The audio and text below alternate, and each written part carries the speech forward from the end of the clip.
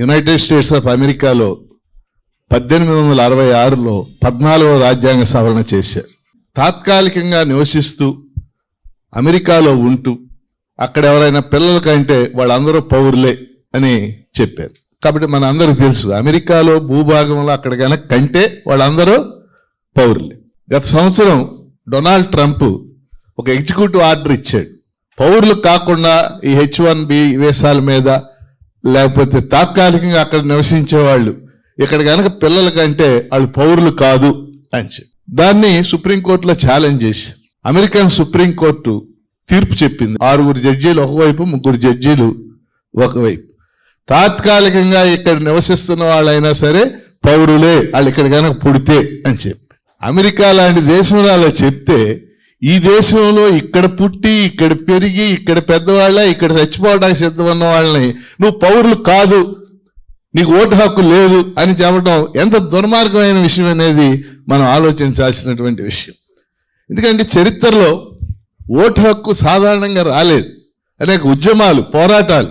అదే అమెరికా లాంటి దేశంలో 1920 దాకా మహిళలకు ఓటు హక్కు లేదు, మనకు తెలుసు. 1920లో వచ్చింది. బ్రిటన్ లాంటి దేశంలో 1928లో వచ్చింది ఓటు హక్కు. మన రాజ్యాంగం గొప్పదనం, రాజ్యాంగ రచనా సమయంలోనే ఈ దేశంలో 21 సంవత్సరాలు నిండినటువంటి స్త్రీ పురుషులందరికీ ఓటు హక్కు ఇవ్వాలని నిర్ణయించడం అనేది గొప్ప విషయం. కాబట్టి ప్రజాస్వామ్యానికి ప్రాణప్రదం ఎన్నికలు.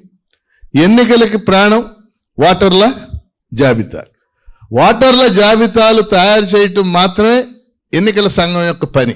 కానీ జరిగిన మార్పు ఏంటంటే the election commission is a constitutional body according to article 324. ఇప్పుడు దాన్ని కేంద్ర ప్రభుత్వ ఏజెంట్ స్థాయికి దిగజార్చేసి ఎన్నికల కమిషన్ అనేది ఒక రాజ్యాంగబద్ధమైనటువంటి సంస్థ.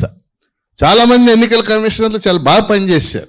స్వాతంత్ర రాజ్యాంగం అమల్లోకి వచ్చిన కొత్తలో సుకుమార్ సేన్ అని చెప్పేసి చేశాడు first chief election commission. Seshan అని ఆయన అసలు ఎన్నికల కమిషన్కి ఎన్ని అధికారాలు ఉంటాయో ఆయన తెలియజేశాడు. చాలా మందికి ఆయన పేరు తెలుసు. 2023లో ఎన్నికల కమిషనర్లని రాష్ట్రపతి నియమించడానికి సిఫార్సు చేసే బాడీ ఉంటుంది, మన అందరికీ తెలుసు. ఎన్నికల కమిషనర్లు నియమించాలంటే రాష్ట్రపతి నియమిస్తారు. చీఫ్ ఎలక్షన్ కమిషనరు, 2 కమిషనర్లు. 2023 దాకా ఆ కమిటీలో ప్రధానమంత్రి, సుప్రీంకోర్టు ప్రధాన న్యాయమూర్తి, ప్రతిపక్ష నాయకుడు ఉండేవారు. 2023లో దాన్ని సవరణ చేసి ప్రధానమంత్రి, ప్రతిపక్ష నాయకుడు, కేంద్ర మంత్రి అని మార్చి. అంటే ప్రధానమంత్రి, కేంద్ర మంత్రి ఒకటే కదా, వాళ్ళు ఏ పేరు చెప్తే అది. ప్రస్తుతం ఉన్న చీఫ్ ఎలక్షన్ కమిషనర్ గారి పేరు జ్ఞానేష్ కుమార్. చీఫ్ ఎలక్షన్ కమిషనర్గా నియమించగానే ఆయన చేసిన మొదటి పని అమిత్ షా ఆఫీస్కి వెళ్ళి అమిత్ షా కాళ్ళకు నమస్కారం చేసి వచ్చి. చీఫ్ ఎలక్షన్ కమిషనర్ అంటే ఏంటి, ఆ పోస్ట్ ఏంటి? కాబట్టి ఎలక్షన్ కమిషన్ని రాజ్యాంగబద్ధ స్థాయి నుంచి కేంద్ర ప్రభుత్వ ఏజెంట్ స్థాయికి జ్ఞానేష్ కుమార్ తెచ్చేసి ఇప్పుడు ఈ ప్రక్రియ అంతా ఇందులో భాగంగానే జరుగుతుంది. మొన్నటిదాకా ఓటర్లు పాలకులను ఎన్నుకున్నారు, ఇప్పుడు పాలకులు ఓటర్లను ఎన్నుకుంటున్నారు అని చెప్పేసి. వాళ్ళ ఓటర్కి ఏమిటి, ఒక ఆధార్ కార్డు, లేకపోతే ఒక ఓటర్ కార్డు, లేకపోతే రేషన్ కార్డు. అందరికీ రేషన్ కార్డులు ఉన్నాయి కదా, వాటి ద్వారా వచ్చి ఓటు ఇచ్చేయాలి కదా 18 సంవత్సరాలు నిండినోడి. అది కావాలి ఇది కావాలని చెప్పి అడగాల్సినటువంటి పరిస్థితి ఏంటి? ఇప్పుడు ఈ పరిస్థితి కేవలం మైనార్టీలు, దళితులు, వలస కార్మికులు, వాళ్ళు మాకు ఓటు వేయరు అనుకున్న వాళ్ళందరూ ఓట్లు తీసేయటమే దీని లక్ష్యం. ఇంక రెండో లక్ష్యం ఏం లేదు. ఇప్పటికి 6 కోట్ల మంది తీసేశారు. బీహార్లో 67 లక్షలు, 7.7% మొత్తం ఓటర్లు. అందులో మళ్ళీ 67 లక్షల్లో 2 లక్షలు తిరిగి ఇచ్చారు అప్పీల్స్కి అప్లై చేసి. అలా బెంగాల్ చూసాం. అలా మహారాష్ట్రలో 22 లక్షలు తొలగించారు. ఇప్పుడు దాదాపు 10-12 రాష్ట్రాల్లో అమలు జరుగుతుంది. మొత్తం మీద ఒక అంచనా ఏంటంటే మొత్తం మీద చివరికి వచ్చేసరికి 16 కోట్ల ఓట్లు తీసేసేస్తారని చెప్పేసి. ఎవరు తీసేసేది? ఎవరు వీళ్ళు? తీసేయబడుతున్న వాళ్ళంతా ఎవరు? ఇప్పుడు మన రాష్ట్రంలో జరుగుతుంది. ఆంధ్రప్రదేశ్లో 4,16,00,000 మంది ఓటర్లు ఉన్నారు. ఇప్పుడు వీళ్ళకి జరుగుతుంది. సరే, జూలై 14 కల్లా దీన్ని పూర్తి చేయాలి ఈ ప్రక్రియని నిర్ణయించారు. 98% ఓటర్లకి ఎన్యూమరేషన్ ఫారాలు ఇచ్చేసాం. బిఎల్ఓలు అంటే బూత్ లెవెల్ ఆఫీసర్స్ ఎన్యూమరేషన్ ఫారాలు ఇచ్చి ఓకే ఫైన్. కానీ చాలా జిల్లాలలో 40% మాత్రమే తిరిగి వచ్చింది ఆ ఎన్యూమరేషన్ ఫారాలు. గుంటూరు జిల్లాలో 47% తిరిగి వచ్చినాయి అన్న. అంటే ఇంకా 53% తిరిగి రావాలి. ఇప్పుడు ఆంధ్రప్రదేశ్ సంబంధించి ఇమీడియట్గా ఈ ఎన్యూమరేషన్స్ గడువుని పెంచాలి కనీసం 1 నెల.